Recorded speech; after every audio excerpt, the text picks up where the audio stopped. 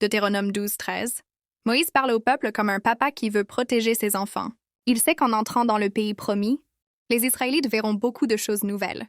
Des peuples différents, des fêtes étranges, des statues dorées, des lieux hauts sur les collines où l'on adore de faux dieux. Alors il leur dit, « Quand vous arriverez là-bas, vous devrez détruire tous les endroits où ces peuples servent leurs idoles. Briser leurs autels, brûler leurs statues, effacer leurs noms. Dieu ne veut pas que son peuple copie les mauvaises habitudes des autres. » Moïse explique ensuite que le vrai Dieu ne doit pas être adoré n'importe comment.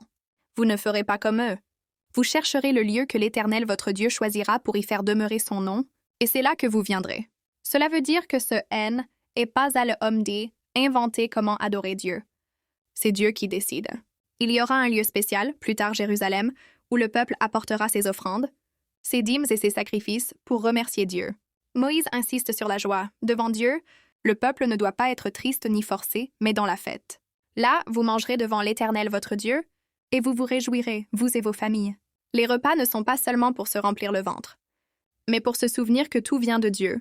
La nourriture, la santé, la maison, la sécurité. Les enfants apprennent ainsi que dire « merci » à Dieu peut aussi passer par un beau repas partagé.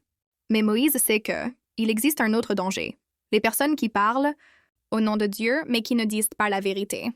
Il prévient, si un prophète ou quelque de saint qui a des rêves se lève et annonce un signe, et que ce signe arrive, mais qu'ensuite il te dit, allons servir de quel autre Dieu, car écoute pas cette personne.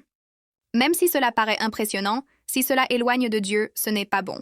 Dieu veut voir si son peuple l'aime vraiment de tout son cœur. Moïse rend la leçon encore plus personnelle. Il dit, si ton frère, ta sœur, ton ami très cher, ou même un membre de ta famille te dit en secret, allons servir d'autres dieux, ne l'écoute pas. Aimer Dieu passe avant tout, même avant ceux qu'on aime le plus sur la terre.